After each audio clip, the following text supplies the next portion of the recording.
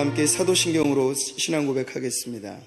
전능하사 천지를 만드신 하나님 아버지를 내가 믿사오며 그 외아들 우리 주 예수 그리스도를 믿사오니 이는 성령으로 잉태하사 동정녀 마리아에게 나시고 본디오 빌라도에게 고난을 받으사 십자가에 못 박혀 죽으시고 장사한 지 사흘 만에 죽은 자 가운데서 다시 살아나시며 하늘에 오르사 전능하신 하나님 우편에 앉아 계시다가 저리로서 산자와 죽은 자를 심판하러 오시리라.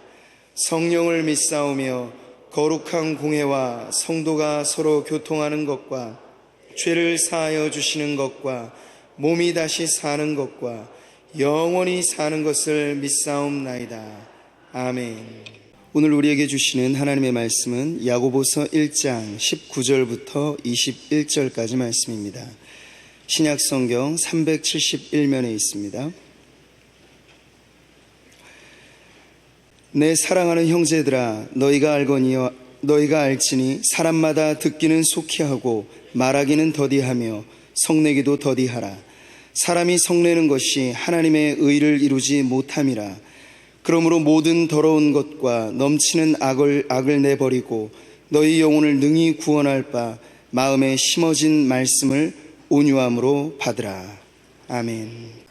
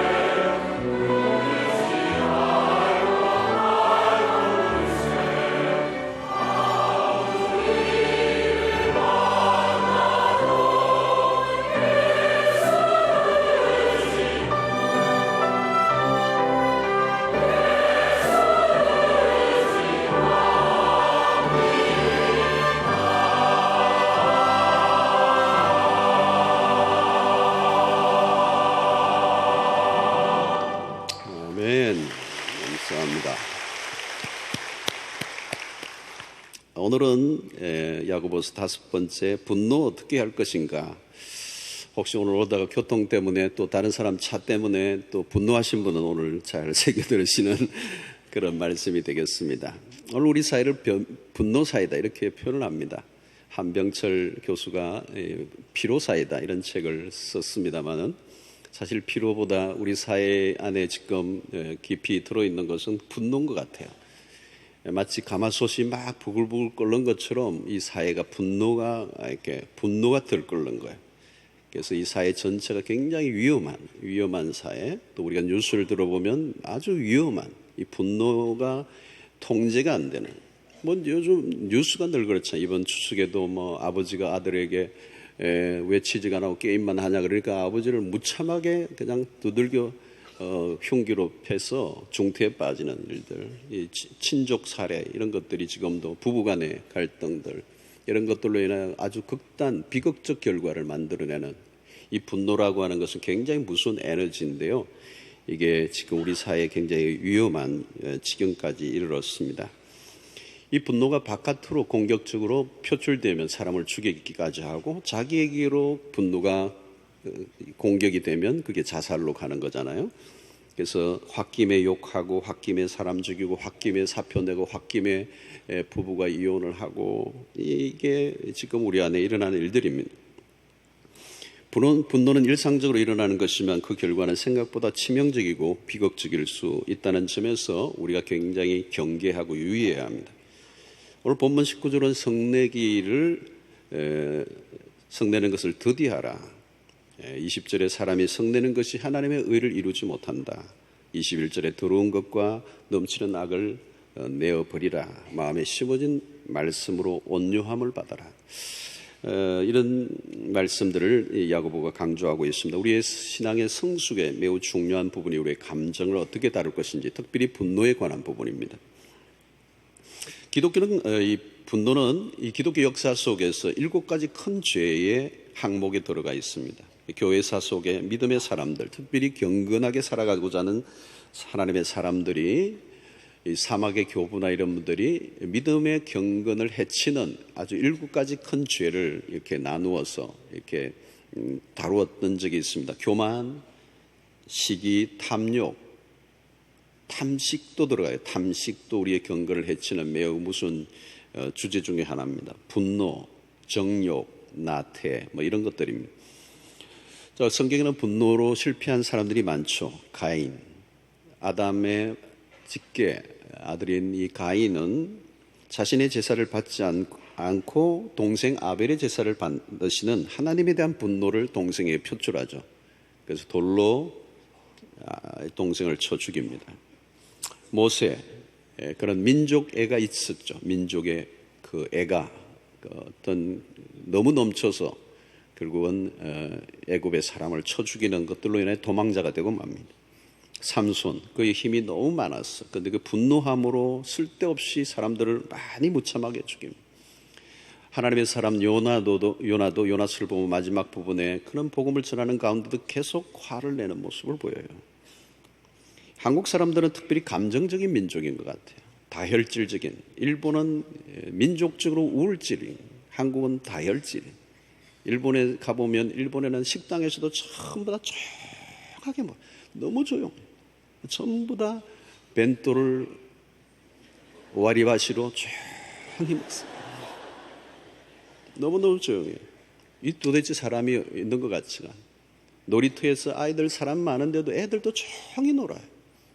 근데 한국은 얼마나 시끄러운지, 그 가운데서도 경상도는 더 시끄럽고 욱 기질이 있어가지고 또 이게 정말 무서워요.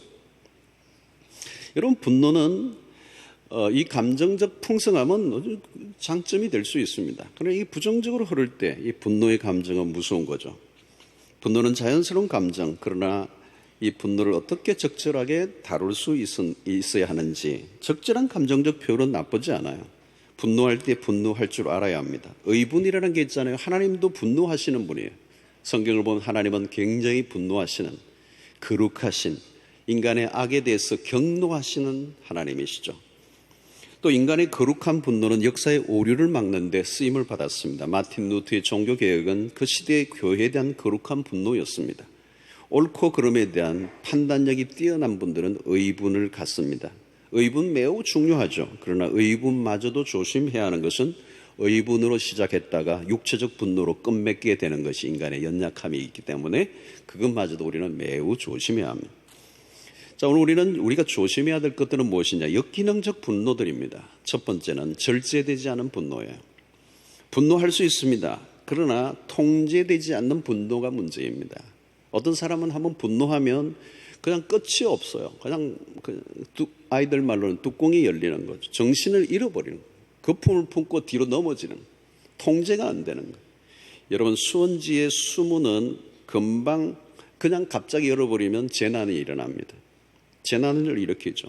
요즘 미국 내에서 끊임없이 일어나고 있는 총기 사고, 절제되지 않은 분노의 증거입니다. 분노로 인한 피해는 상상을 하지 못해요. 인류 역사 속에 이 분노로 일어난 피해 상상을 할 수가 없어요. 우리 개인적으로도 마찬가지입니다. 괜히 분노하다가 운전하다가도 이 운전대만 잡으면 분노하는 게 사람이 거칠어지잖아요. 평소에는 참 얌전했던 분인데 딱 잡으니까 입에서 이상한 얘기가 나오더라고요. 이렇게 사나워지는 거예요. 기계 문명에서 이게 굉장히 신경이 날카로워지는 것. 그러니까 조금 끼어들었다고 그냥 또 끼어들고 이러다가 이 연휴에도 사고가 나고 자동차 사고 시비가 붙고 사람을 죽이고 괜히 그냥 신경질에서 발로 찼는데 그게 조그마한 돌인 줄 알고 찼는데 그게 딱 박혀있는 돌이라 골절살 당하고 분노로 가족을 죽이고 남의 집에 불을 지르고 국가 간에 전쟁이 일어나고 요즘은 친족 살해가 일어나고 절제되지 않은 분노는 끔찍한 재난을 일으킵니다. 또 습관적인 분노가 있습니다. 분노는 일종의 습관입니다, 여러분. 분노에도 중독성이 있어요. 분노할 때 사람들이 숨을 죽이는 걸 보면 은근히 즐기는 거예요. 분노할 때 직원들이 눈치를 보면서 발 뒤꿈치를 들고 왔다 갔다 하는 걸 보면 일종의 쾌감을 느끼면서 습관에 젖어드는 거죠. 여러분, 조급증 사회에서 조금도 참지 못하는 모습들이 있습니다. 분노는 습관화돼요. 여러분 보세요. 분노하는 사람이 계속 분노해요. 분노하다 보면 자꾸 분노하게 되는 것입니다. 분노하는 사람들은 분노의 효과를 올리기 위해서는 분노의 강도를 자꾸 높이죠. 여러분, 내가 얼마나 자주 분노하는가 그 횟수를 한번 점검해 보세요. 횟수가 과거보다 줄어들고 있습니까? 점점 늘어나고 있습니까? 이 분노가 습관화되고 있다는. 습관화된 분노는 한순간에 고치기가 힘듭니다. 그러므로 평소에 습관화되지 않도록 주의해야 할 필요가 있는 것입니다. 세 번째로 위장된 분노가 있습니다. 분노를 겉으로는 드러내지 않아요. 분노가 악이고 분노가 잘못된 것이고 그래서 분노는 하지 않아야 된다고 생각을 해요. 그래서 분노를 꽉꽉 누르고 있는 것입니다. 분노의 뚜껑을 닫아놓고 있어요. 분노를 내는 것을 나쁜 것으로 알고 있기 때문에 겉으로는 분노가 없는 척하면서 표현을 하는 것입니다. 특히 다른 사람의 눈치를 보고 비율을 잘 맞추는 사람들에게 이런 부분이 있습니다. 억눌러 놓았던 이 분노. 근데 마침내 터지게 되죠. 어디인가 터지게 돼 있어요. 이 분노는 일종의 화약고와 같아요. 언젠가 터지면 자신은 물론 주변에 있는 사람들도 함께 고통을 겪게 됩니다. 직장에서 억누른 분노가 집에서 터질 수가 있어요. 상사로부터 혼이 나고 참았던 것을 자기 아래 사람에게 터뜨립니다. 자기보다 힘센 사람에게 분노를 쏟아 놓을 수 없기 때문에 상대적으로 만만한 사람들에게 분노를 쏟는 것입니다. 남편에게 쏟지 못한 것을 이제 남편이 출근하고 난 다음에 애를 괜히 한 대 때립니다. 네 애비 닮아가지고 막 이러면서. 그 아이가 열받아가지고 강아지를 또 발로 차죠. 만만한 게 강아지라. 이 강아지가 어디 또 갈 데가 있습니까? 나중에 택배 온 사람 물적으로는. 억눌리는 분노 언젠가는 표출되게 되겠고 이것은 계속 이렇게 영향을 미치게 되고 정서적 피해를 입히게 되는 것입니다. 자, 이 분노의 근원이 어디 있는가를 좀 알 필요가 있어요. 이 분노를 일으킬 만한 원인을 미리 알고 또 그것을 조심하고 예방하는 게 굉장히 좋습니다. 첫 번째, 이 분노를 일으키는 매우 일반적인 것은 상처로부터 오는 것입니다. 누가 나를 공격하거나 상처를 주었을 때 바로 그 품는 분노예요. 또 상처 입은 영혼들, 그 상처가 내면에 잠재되어 있으면서 예민하게 반응하는 게 분노로 나타나게 되는 것입니다. 상처는 주로 자존감의 훼손으로 인한 것들입니다. 자존감에 상처를 입은 사람들은 그 안에 분노가 차 있습니다. 그래서 누군가 나를 조금이라도 무시하면 견딜 수 없어 하는 거죠. 분노는 건강하지 않은 자존감으로부터 나오는 것입니다. 일종의 열등감입니다. 가인과 아벨과의 관계 속에서 가인은 아벨과 비교해서 상대적으로 열등감을 느낀 거죠. 하나님이 자기의 제사는 받지 않고 아벨의 제사를 받으시는 것에 대한 자존심이 팍 상했습니다. 열등감이 많으면 분노가 잦아질 수밖에 없습니다. 분노를 많이 한다라고 하는 얘기는 결국 내 안에 열등감이 많이 내재되어져 있다. 예. 자신의 외모에 대한 컴플렉스로 인하여 분노가 폭발할 수 있어요. 자신의 약점을 건드리면 터져버리는 것입니다. 상대가 자신을 무시하거나 모욕을 주었다고 생각될 때 터져 나오는 거예요. 한국 사회는 모멸사회다. 모멸감을 주는 사회. 사실 사회적 여러 가지 관계와 그런 어떤 위치에 따라서 다른 사람들에게 모멸감을 주는 이런 문화가 많이 있어요. 거기에서 오는 화가 이제 일어나는 것이죠. 머리 나쁜 아이에게 머리 나쁘다고 하면 화가 납니다. 얼굴이 못생겼는데 얼굴이 왜 그러냐? 그럼 화가 나죠, 여러분. 돈을 못 벌고 있는데 돈 못 벌면서 반란 투정한다고 하면 열받죠, 여러분, 남편이. 자존심이 강한 사람일수록 이 분노를 잘 일으키게 되는 것입니다. 특별히 어린 시절에 충분히 사랑받지 못하고 인정받지 못하고 자란 사람의 내적인 상처는 잠재적 폭발물과 같은 것이죠. 그래서 요즘 우리 사회에서 일어나는 흔한 그런 아주 대형 사고들, 끔찍하게 사람을 죽이고 파괴적인 일을 행하는, 그래서 사건이 주요화되는 그런 모습들을 보면 결국은 어린 시절에 사랑받지 못한 그런 내재된 상처가 건드려져서 이렇게 폭발을 한 것입니다. 그러면 낮은 자존감을 치료하지 않으면 시시각각으로 이 분노가 터지게 되어 있습니다. 두 번째는 자기 보호죠. 분노는 일종의 자기 보호 본능입니다. 누군가 자기의 영역을 침범한다고 여길 때 자기 방으로 분노하는 겁니다. 결국 분노는 그 마음 속에 있는 두려움, 그리고 자기 안에 불안에서부터 나온 것이죠.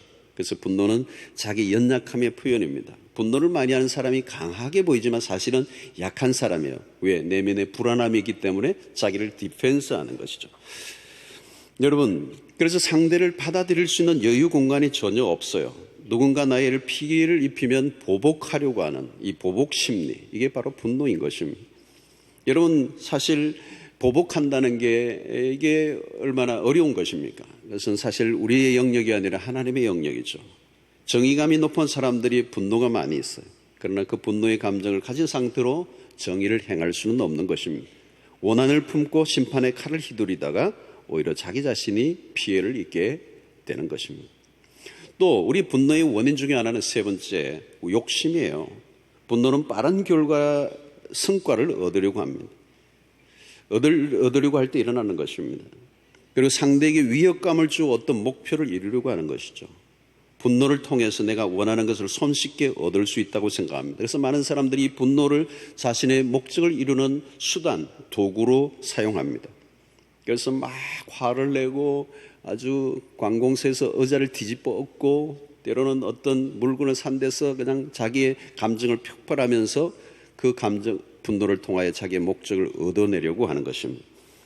분노는 자기의 욕심을 채우긴 하지만 다른 사람에게 막다른 상처와 피해를 입히게 되는 것입니다. 분노는 특별히 높은 기대치로부터 오는 겁니다. 그래서 여러분 자주 분노하는 곳이 어딘가를 보면 그곳에 내 마음이 많이 가 있는 거예요. 욕심이 있는 거예요. 기대치가 높은 것입니다. 특별히 부모들이 가장 많이 분노하는 이유는 누구 때문입니까? 아이들 때문에 분노하죠. 그런데 사실 그 아이들에게 분노가 잦은 이유는 뭘까요? 그 자녀들에 대한 기대치가 높기 때문에 그런 것입니다. 욕구가, 그 부모의 욕구가 있는 거죠. 이루어내려고 하는 그 욕구, 그 목표, 그 기대치가 있는데 그게 안 되니까, 그 기대가 깨어지니까 화가 나는 거예요. 내 뜻대로 안 되니까 화가 나는 것입니다. 그런데 그 부모의 기대치를 낮추기 전에는 분노는 계속될 수밖에 없고 서로에게 깊은 상처를 미칠 수밖에 없습니다. 또 우리 특별히 한국 사회 안에는 우리 자녀들에 대한 부모들의 기대치가 너무 높은 거죠. 특별히 경쟁사회 속에서 아이들을 몰아가니까 제가 늘 듣는 얘기는 아이들이 가지고 있는 그 분노가 꽉 차 있어요. 상처, 부모로부터 그 과한 기대감 속에 몰아가지고 그냥 분노하는 부모의 아래에서 자녀들은 상처투성이에요. 너무 많아요. 지금 뭐 퍼센트로 하면 얼마나 될지 뭐 상당한 그 아이들이 어마어마한 분노를 갖고 있어요. 표현을 지금 못하죠. 부모에게 상대적으로 힘이 약하니까 표현을 못하지만 그 안에 분노를 쌓아가는 거예요. 나중에 이 분노가 부모에게 언젠가 쏟아부을 때는 비극으로 가는 경우들이 굉장히 많은 거죠. 그 사실은 부모가 그걸 모를 때가 많이 있어요. 적당히 포기해야 되죠. 욕심을 조금씩 내려놓아야 돼요. 그러지 않으면 끝없는 전쟁을 치러야 되는 것입니다. 그러면 여러분들이 어디에서 화를 자주 내는지를 점검해보면 틀림없이 그게 뭐가 있느냐면 욕심이 있어요. 과한 욕심이 있어요. 너무 높은 기대치가 있는 거죠. 그것을 내가 스스로 통제하지 않으면 이런 분노가 서로 오고 갈 수밖에 없는 것입니다. 네 번째는 자기 중심적이고 이기적인 태도에서 이 분노가 나오는 것입니다. 여러분 누구나 자기 중심적입니다. 자기 중심적이지 않는 사람은 없어요. 자기 중심성의 문제는 너무 지나친 게 문제예요. 너무 지나친다. 어덜트 차일드라는 얘기 하잖아요. 어른 아이예요. 몸은 어른으로 자지만 그 안에 자라지 않은 아이. 그래서 가끔 그 어른이 유치한 행동을 하는 거예요. 아이란 여러분 뭘까요? 자기 중심성에서 벗어나지 못한 단계에 이르렀다는 거예요. 다른 사람에 대한 배려를 전혀 못하는 거예요. 내가 좋으면 좋은 거고 내가 뭐 싫으면 싫은 거고 자기 생각대로 행동하고 자기 마음대로 되지 않으면 분노하는. 그래서 별것 아닌 것으로 짜증을 내고 야하단 법석을 피우고, 한 번은 해외로 가는데 제 앞에 앉은 어떤 한 사람이 기내식이 이제 오는 기내식이 이제 다 주어지는 시간인데 마침 그때 두 종류가 주로 나오는데 한 종류가 이렇게 모자라는 거예요. 모자라. 그 이분에게 뭐 이렇게 고객님 모자라서 너무 죄송해요. 뭐 예를 들면 비빔밥이 좀 부족합니다. 오늘 너무 많은 분들이 비빔밥을 찾아서 비빔밥이 없습니다. 다른 걸로 해드리겠습니다. 이분이 갑자기 소리를 막 바로 제 앞에 있어요. 소리를 질러 비빔밥 내란 말이야 그러는데 도착할 때까지 비빔밥이었어요.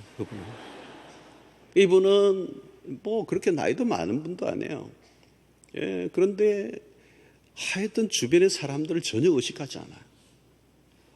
혼자 전세를 낸 사람과 같이 행동하는 거예요. 앞뒤에 사람들이 있다는 걸 전혀 의식하지 않아요. 혼자 고함을 지르고 스튜디오 3 빌고 또 빌고 또 빌고 뭐 거기에 또 높은 사람이 와서 또 빌고 하는데도 끝이 안 나는.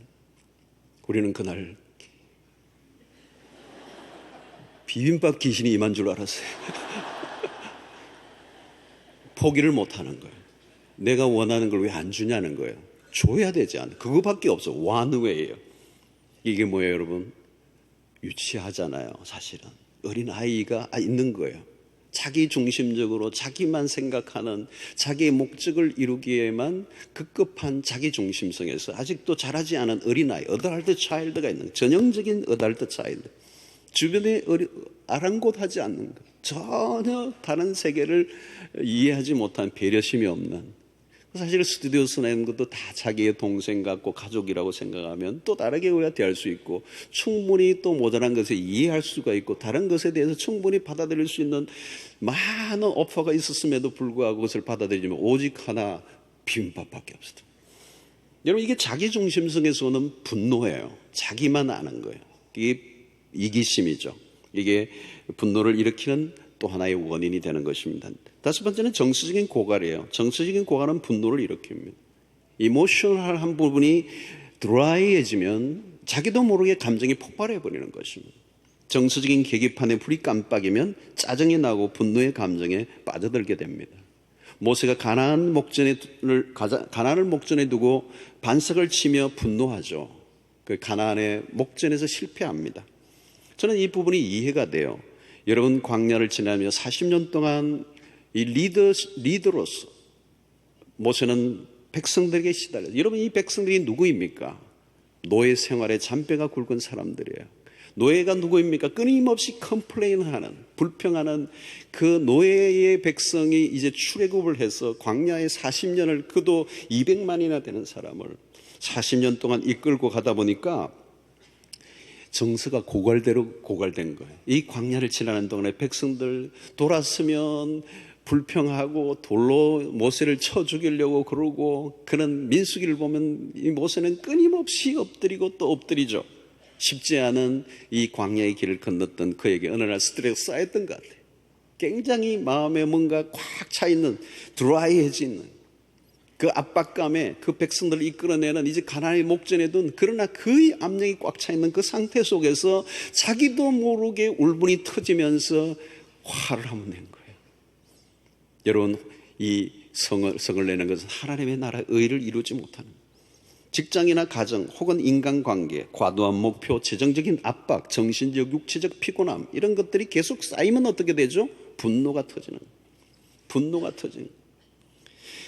자, 또 정의감으로 오는 분노가 있어요. 모세는 시내산에 내려올 때 형 아론이 백성들과 함께 우상을 만들어 춤추고 있을 때 이 하나님께로 받던 이 이 돌판을 그냥 던져버려요. 십계명의 돌판을 던져버려요. 정의감은 필요하나 지나친 결벽주의가 있을 수 있어요. 또 다른 사람들을 정죄하는 습관에 사로잡혀 늘 분노로 일관된 삶을 살아가는 사람이 있습니다. 자기의 의의가 절대적이지 않음에도 불구하고 자신의 의의가 절대적인 것처럼 분노하고 다른 사람을 판단하는 그런 부정적 성격의 소유자들도 있어요. 사실 바리새인들이 그랬습니다. 그들이 가지고 있는 기준에 의해서 다른 사람들을 난도질하고 그리고 예수님까지 판단하며 비판하며 그렇게 했던 그들을 예수님은 매우 불편해 하셨습니다. 자, 여러분, 이 분노로 인한 이런 원인들을 우리가 살펴봤는데 이런 분노의 폐해 또 이 분노로 인한 부작용들을 우리가 생각해 볼 수 있는데 많은 부작용이 있습니다. 그런데 우리가 영적인 의미에서만 세 가지만 구분해 본다면 첫째는 관계를 깨뜨려요. 분노는 한순간에 모든 관계를 깨뜨립니다. 좋은 분위기를 다 깨뜨려요. 여러분, 화가 났을 때 쏟아낸 그 말은 친구를 잃어버리게 합니다. 부부관계가 정상적으로 이루어질 수가 없어요, 여러분. 이 화를 낸다는 것은 one way split이에요. one way. two way가 아니란 말이죠. 쌍방적인 이런 태도가 아니라 one way의 시스템에 길들여져 있는 것입니다. 그러므로 정상적인 대화가 불가능한 모든 관계가 황폐해지는 것입니다. 이런 분노하는 사람의 주변에는 사람들이 하나 둘 떠나게 돼 있어요. 스스로 자신의 삶을 외롭게 만드는 것입니다. 분노하는 사람 곁에 누가 좋아하겠습니까? 그 곁에 누가 있기를 원하겠습니까? 스스로 자기의 인생을 고립화시키고 마는 것입니다. 두 번째는 영적 침체가 옵니다. 여러분, 분노하는 삶을 살면 기도가 막혀버려요. 영적인 은혜의 통로가 막혀버려요. 영적인 삶 자체가 불가능해요. 힘겹게 쌓아놓았던 은혜들을 한순간에 다 주저앉아 버리게 만듭니다. 영혼을 더럽히는 결과를 낳게 되는 것이죠. 또 하나는 뭡니까? 하나님의 의를 이루지 못한다는 것. 공동체가 깨어져요. 하나님의 나라는 인간의 분노가 아니라 서로에 대한 인내와 관용을 통하여 이루어지게 되는 것입니다. 자, 그러면 우리가 이 분노를 어떻게 다스릴 것인가? 분노는 누구나 합니다. 정도의 차이가 있지만 분노는 누구나 합니다. 불가피하죠.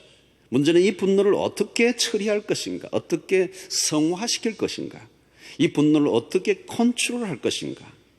여러분, 이 분노를 잘 다스리면 큰 유익이 있습니다. 그래서 요즘은 감정 경영이라는 말을 하잖아요. 분노의 감정을 경영하는 거예요. 그래서 그것을 순화시키는 거죠. 성화시켜 나가는 거예요. 자기의 감정을 긍정적이고 생산적으로 다루어가는 노력을 우리가 해야 되는데, 첫 번째는 우리가 듣기는 속히 하고 성내기는 더디하라. 오늘 잠언 29장 11절에 보면 어리석은 자는 자기의 노를 다 드러내어도 지혜로운 자는 그것을 억제하느니라. 지혜로운 사람은 억제한다는 거예요. 미련한 자, 어리석은 자는 자기의 노를 있는 그대로 다 드러내버린다는 거예요. 요즘 사람들 참지를 잘 못하죠, 여러분. 요즘 생활 환경이 좀 그런 것 같아요. 먹는 것도 그렇고 뭔가 인스턴트, 즉각적으로 행하는 모든 특별히 한국은 스피디한 것들, 너무 이런 것들이 길들여져 있기 때문에 우리가 조급증이 있어요. 참을지를 못해요. 그러니까 분노가 막 일어날 수 있는 환경입니다. 자, 그러나 여러분, 우리가 외부적인 환경은 그렇다 할지라도 분노는 우리의 선택이에요. 내가 어떻게 하느냐에 달려 있다는 거예요. 분노는 얼마든지 조절할 수 있다는 확신을 가져야 돼요. 다스릴 수 있다는 거예요. 그래서 여러분, 건강한 사람의 특징이 뭡니까? 이 감정 조절 능력이 탁월한 것입니다. 그게 여러분 우리의 삶을 기름지게 복되게 하는 인생을 삽니다. 즉각적으로 반응하지 말고 한 박자 늦추어 보는 거. 그래서 야고보는 듣기는 속히 하고 이런 표현을 쓰죠. 오늘 이 본문 속에 듣기는 속히 해라. 이 말은 열심히 들으라. 마음을 열고 들으려고 하는 태도를 가지라. 여러분, 듣는 태도가 중요해요. 너무 성급한 반응을 통해 분노를 일으키는 것입니다. 신중히 듣고 생각하면 이해할 수 있고 본능적인 반응을 얼마든지 할 수 있습니다. 그런데 문제는 화가 나면 경청의 능력에 문제가 생기게, 경청의 능력이 떨어지는 겁니다. 사람들의 말이 잘 안 들어와요. 상대의 말을 들으려고 하지를 않습니다. 결국 악순환을 일으키는 거죠. 경청 기술만 개발해도 분노의 횟수를 많이 줄일 수가 있습니다. 화가 난다고 하고 싶은 말을 다 해보세요. 반드시 후회합니다. 잠시라도 침묵하고 상대의 귀를 기울이는 것입니다. 초기에 진압하는 게 굉장히 중요해요. 대개의 분노는 외적인 요인보다 내적인 요인이 훨씬 더 많습니다. 자신의 가치관, 관점, 불분명한 정보의 인한 오해, 그리고 잘못된 기대감, 이런 것들이 사실은 분노를 일으켜요. 그건 내 안에 잘못된 그런 관점, 가치관, 잘못된 정보를 내가 들은 것들, 이런 것들 때문에 화가 나는 거죠. 이 관점의 변화가 필요합니다. 모세의 예를 들겠습니다. 그런 온유함이 지면의 모든 사람보다 성한 사람이었어요. 여러분, 모세는 온유함이 지면의 모든 사람보다 탁월했던 거예요. 온유함이. 그러나 그는 혈기로 인해 가나안을 목전에 두고 인생을 접어야 했단 말이죠. 모세는 이스라엘 역사의 가장 위대한 지도자였습니다. 그가 노예 출신들인 이스라엘 백성들을 이끌어낼 수 있었던 것 중에 하나는 온유함과 관용이었습니다. 그것이 강점이었어요. 그런데 그가 실패했습니다. 이유는 뭐예요? 그가 그 백성들을 바라보았던 관점이 어느 순간에 바뀐 거예요. 그는 그동안 돌보아야 될 이스라엘 백성들을 양떼로, 그는 이스라엘의 목자로 하나님이 세우셨음을 믿었습니다. 반역하고 힘들게 해도 그는 언제나 목자로 섰고 아비의 마음을 가지고 그 백성들을 긍휼히 여기며 돌보아야 할 연약한 양떼로 보았던 거죠. 그때마다 그는 위기를 넘길 수가 있어요. 내가 이 양떼를 품어야 되는 거예요. 이 연약한 백성들을 내가 품어야 되는 목자로 하나님이 세우셨다는 걸 믿었기 때문에. 그런데 어느 날 어느 순간에 모세가 이 백성들이 반역자로 보이는 거예요. 대적자로 보이는 거예요. 관점이 바뀌면서 정신적 여유를 잃어버리게 되고 긍휼의 마음이 사라지자 분노를 들끓으며 결국은 무릎을 꿇게 됩니다. 여러분, 오늘 우리에게 일어나는 즉각적인 일들에 대해서 즉각적인 반응보다 조금 더 물러나 생각해보는 습관들을 우리가 길러보아야 합니다. 대체적으로 앞으로도 얘기했지만 분노는 일방적인 거예요. 원웨이예요. 가만히 귀를 기울여보면 그가 약속 시간에 늦게 온 이유가 있을 수 있어요. 약속이 너무 늦었어. 화가 났어요. 근데 그 상대방의 이 얘기를 들어보면 이해가 될 만한 것들이 있어요. 오히려 내가 위로해 줘야 될 수도 있어요. 근데 화가 나 있으면 일방적이기 때문에 상대의 상황을, 상대의 이야기를 전혀 들으려고 하지 않고 쏟아붓다 보면 분노로 인해 실패하게 되는 경우가 많이 있는 것입니다. 자, 두 번째는 일어난 분노를 빨리 해소해야 된다. 바울은 분을 내어도 죄를 짓지 말며 해가 지도록 분을 품지 말고 마귀에게 틈을 주지 말라. 분을 낼 수 있습니다. 그러나 바울은 분노하지만 죄를 짓지는 말라. 여러분, 분노는 아주 가벼운 짜증에서부터 시작될 수 있어요. 그러나 작은 불이 큰 집을 태웁니다. 오래 끌수록 위험하고 손해가 많다는 거예요. 왜요? 마귀에게 이 해가 지도록 분을 품고 있으면 분을 가지고 있는 동안에 마귀가 장난한다. 마귀에게 틈을 주지 말라는 말은 마귀에게 시간을 주지 말. 분노는 마귀에게 시간을 주는 거예요. 틈을 주는 거예요. 기회를 주는 거예요. 네가 마음대로 해보라는 거예요. 그러면 이 마귀가 내 분노를 어떻게 사용해서 이 분노를 어디로 이 마귀가 데리고 갈지가 알 수 없는 거예요. 처음에는 내가 분노했어요. 근데 분노를 오래 품고 있다 보니까 이 분노를 누가 써요? 마귀가. 마귀가 어디로요? Nobody know. 모르는 거예요.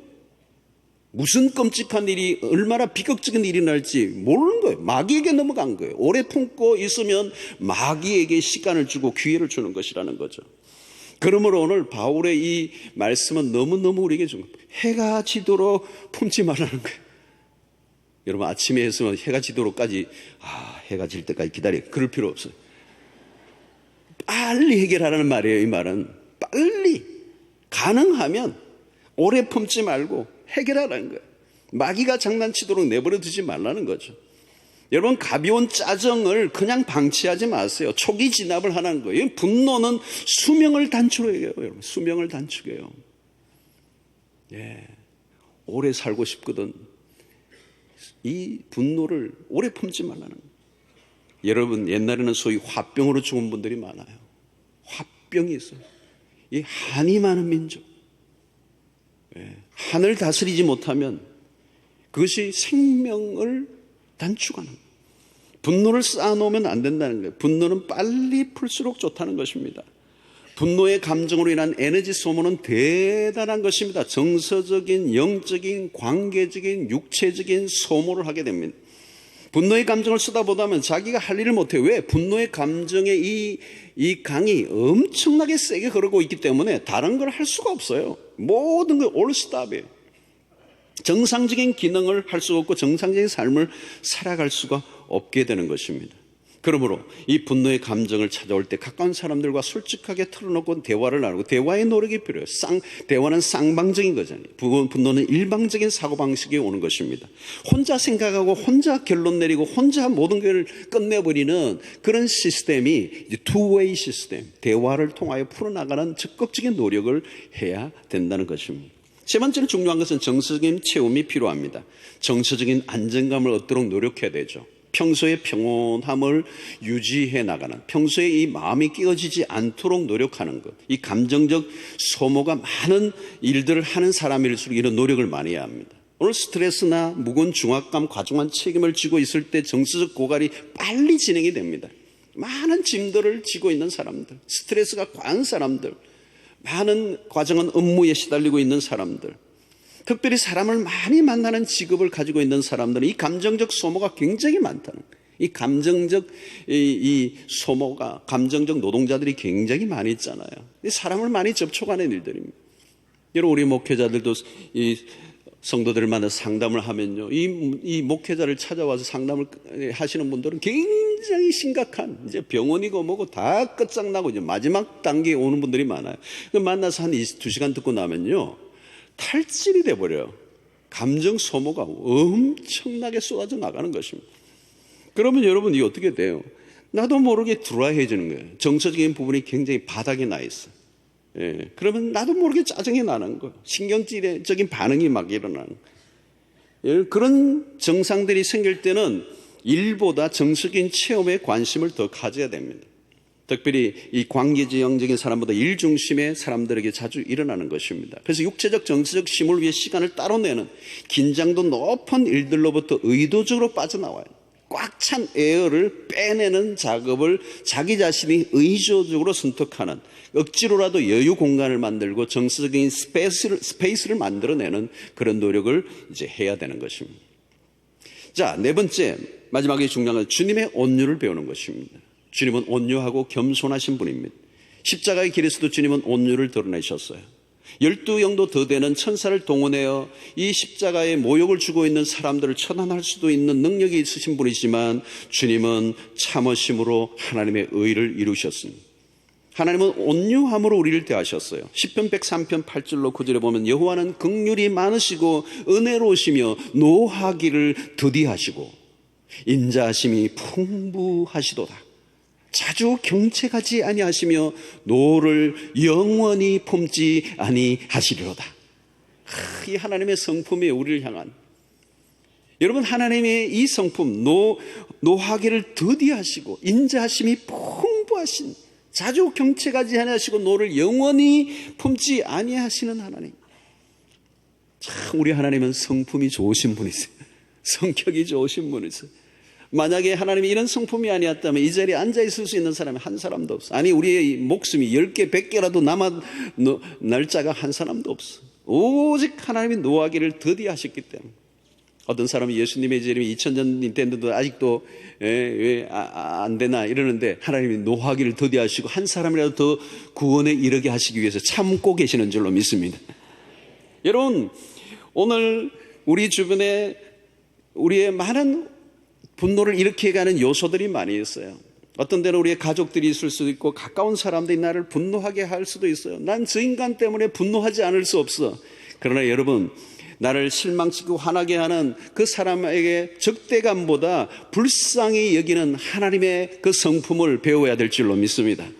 관계 안에서 용량을 늘려야 돼요. 내 마음이 너무 좁으면 화날 일밖에 없는 거예요. 우리는 저 사람이 나를 자꾸 화나게 해서 내가 화를 냈다고 그러는데 아니에요, 여러분. 화나게 하지만 그것을 품을 수 없는 내 작은 용량이 문제란 말이에요. 내가 용량이 커지면 화내게 하는 게 화가 안 나는 정도의 그 용량이 되면 되잖아요. 화를 내게 만들어 내가 화를 내는 게 아니라는 거예요. 메사에 긍정적으로 해석하려고 애를 썼어요. 자기 주장이 너무 강하면 힘들게 되어 있습니다. 웬만하면 받아들이고 이해하는 것이 좋다는 거죠. 살다 보면 우리를 분노하게 하는 일들이 많습니다. 그러나 하나님은 그런 환경들 속에 우리가 성숙해지기를 원하세요. 여러분, 마음에 들지 않는 사람들을 내 주변에 많이 붙여주셨다면 감사하세요. 그 사람들을, 수없는 사람들을 통하여 나를 나답게 빚어내시기 위해서 하나님이 시청각 부교제를 많이 내 주변에 두신 거예요. 까칠까칠한 아내, 까칠까칠한 남편을 두셨다면 감사하세요. 그 인간을 통하여 나를 성숙시키기 위해서 하나님이 붙여주신 배우자라고 믿어요. 아멘이 없으신데. 여러분, 교회사에 보면 유명한 웨슬리도 그렇고 아내가 아주 성품이 막 그냥 보통 센 유명한 웨슬리 얘기 있어. 설교 원고를 찢어버리기도 하고 말이죠. 어떤 데는 막 설교 준비하는데 물을 뒤집어 엎어버리기도 하고. 그래서 그가 성자가 됐다는 거 아닙니까? 여러분, 마음에 들지 않는 사람과 함께 살아가면서 인내와 온유로 대하는 훈련을 통하여 우리를 성숙시켜 주시는 것. 다 좋은 사람만 내 주변에 있으면 내가 성숙될 수 있는 환경이 아니에요, 사실은. 그리고 내가 좋은 사람이라 이렇게 평온한 줄로 착각한다니까요. 그러나 까칠하고 성격이 개팍하고 마음에 들지 않고 전혀 생태적으로 전혀 다른 사람들과 함께 살아가는데 자꾸 건드려도 내가 그것을 품을 수 있는 단계에 이르면 하나님 우리를 성숙한 그리스도인의 사람이 되게 하시는 것입니다. 여러분, 분노할 만한 일이 일어날 때 속이 후련하도록 자기의 감정을 다 풀어놓지 마세요. 자기의 속이 후련할지 모르지만 상처받는 사람을 생각해 봐야 합니다. 신자들에게 주어진 특권이 뭡니까? 우리의 속에 가득한 것을 쏟아낼 대상이 있다는 거예요. 누구에게? 우리는 우리를 힘들게 하는 그 대상자에게 쏟아붓는 게 아니라 우리의 그 울분과 우리의 그 원통함과 억울함을 누구에게 쏟아요? 주님에게. 여러분, 응어진 마음을 하나님께 쏟아내세요. 우리 교회는 언제 쏟아낼 그런 시간이 있습니까? 가장 좋은 시간이 있어요. 금요철화예요. 지난 금요일도 오늘 독일에서 또 외국에서 많은 신학자들이, 목사님들이, 외국분들이 오셨어요. 우리 교회 막 주여 삼창하니까 놀래 자빠지시는 것 같아요. 이게 뭔가 조용하게 하다가 우리 교회는 주여 삼창하잖아요. 막 천장이 떨어져 갈 것. 여러분, 금요일날 오셔서 아무리 소리 지르도 괜찮아요. 왜? 너무 커니까. 강력하게 기도하는 거야. 지난 금요일도 얼마나 뜨겁게 기도하는지. 여러분, 주여 삼창, 이거 대단한 겁니다. 우리 안에 있는 울분을 터뜨리는 거야. 하나님! 옆에 속 상하게 하는 남편, 아내가 있으면 막 그 인간을 생각하면 다리 뭉덩이를 이러면서 막 주여! 이러는데 하나님은 알아서 응답하실 거예요. 그렇다고 다리를 부드러뜨리는 하나님은 아니시죠? 그러나 내 마음을 아신다는 거예요. 내 고민과 내 아픔과 내 억울함과 내 응어리를 주님 앞에 토하는. 여러분, 시편의 시인들의 그 고백이 그거예요. 저 악인의 다리를 꺾어소서 이래 해요. 우리 경상도 표현으로 다리 뭉댕이를 그거 아니에요. 저 다리를 꺾어달라, 원수에. 여러분, 그 말은 뭐냐면 꺾어달라고 하는 얘기보다는 자기의 울분과 아픔을 하나님에게 토해내는 거예요. 토해내는 거. 그러니까 여러분들이 감정, 억울함, 원함, 원통함이 있으면 그 상대에게 쏟아부으면 망하는 거예요, 여러분. 어디에요? 하나님에게. 어디로요? 금요철화로. 와서 마음껏 부러지는 것입니다. 시편에 발견한 다윗의 모습이 그래요. 기도하는 중에 기도하다 보니까 하나님이 그 기도, 처음에는 그 남편 막 이를 악물면서 막 부득부득 갈면서 기도했어요. 예, 막 좀 어떻게 손 좀 봐달라고. 그 누구 원수를 생각하면서 손 좀 봐달라고. 그런데 나중에 보니까 하나님이 주시는 마음이 기도하는데 그를 긍휼히 여기는 마음에서 불쌍히 여기죠. 그리고 그를 내가 이해하지 못하고 품지 못한 나를 보게 하시고 또 그렇게 품을 수 있는 마음을 하나님이 나에게 허락해 주시도록 기도하게 되고 그 기도가 끝나니까 나도 모르게 내 마음이 바다같이 넓어지고 그 원수 같은 그 인간이 품어질 수 있는 능력을 하나님이 허락해 주시는 그 은혜를 체험하게 되는 것입니다.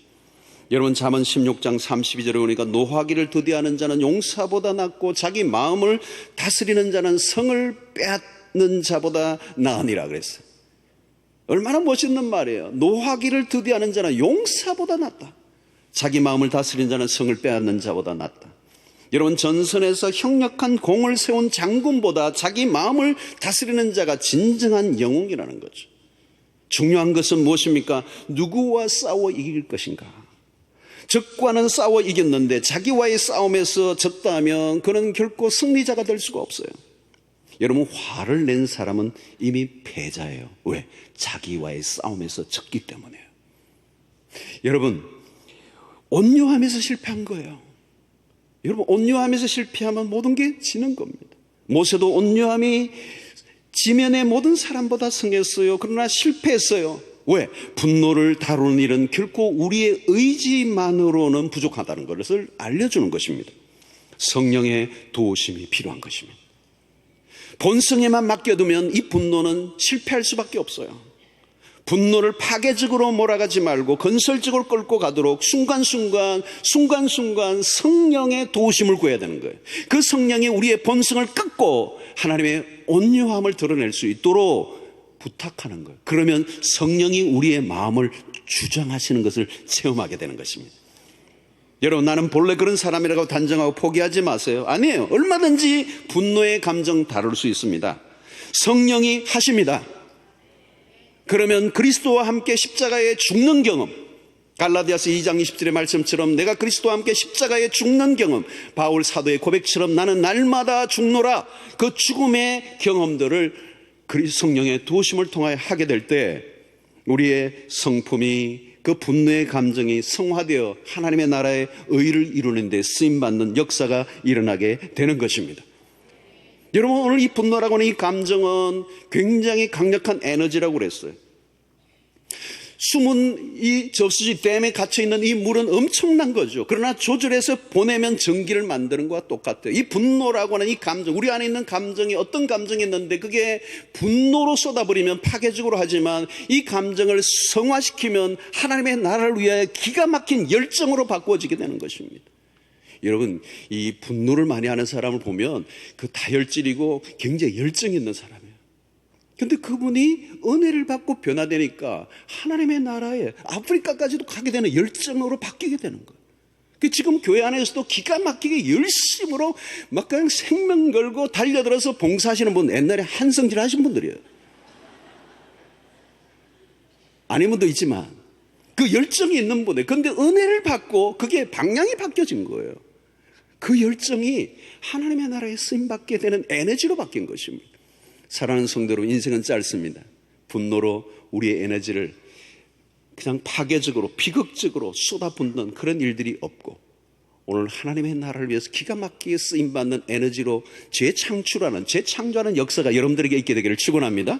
이 분노는 우리의 삶을 굉장히 나중에 후회하게 하는 영역이에요. 분노를 한순간에 감당하지 못함으로 인해 우리의 인생에 나중에 보면 죄책감 찾아오는 게 뭐예요? 내가 그때 분노를 하지 말았어야 되는데, 나중에 수치심, 내가 그때 왜 그런 부끄러운 모습을 행했는지 그때는 몰랐어요. 내가 그렇게 분노하는데 그게 얼마나 부끄러운 모습인지 몰랐던 거예요. 나중에 오니까 수치심이 오는 거잖아요. 나중에는 그 죄의식이 찾아오잖아요. 그리고 뿐만 아니라 분노를 이미 쏟아부어서 담지 못하는 안타까운 결과들은 우리의 인생을 얼마나 파괴적으로 몰아가느냐 말이죠. 여러분, 나이가 들어갈수록 우리는 이 분노를 조절할 수 있어야 돼요. 나이가 들어가면서 잦은 짜증, 잦은 분노가 우리의 삶을 수치롭게 만들 수가 있어요. 관계를 깨뜨려요. 외로워져요. 그리고 안타까운 모습으로 매듭을 짓게 돼요. 아름다운 노인으로 성장해가는 가장 멋진 모습 중에 하나는 감정을 순화시키는, 분노하지 않는 온유한 자로 살아가는 것인 줄로 믿습니다. 그래서 여러분들의 삶을 통하여 이 분노를 다스림으로 진정한 영웅, 성을 빼앗는 자보다 낫는 이 분노를 통하여 오히려 성화시켜 하나님의 나라에 기여하는 승리의 삶을 살아가게 되기를 주의 이름으로 축원합니다. 하나님 아버지, 이 분노로 인하여 우리의 연약함들이 드러날 때가 있습니다.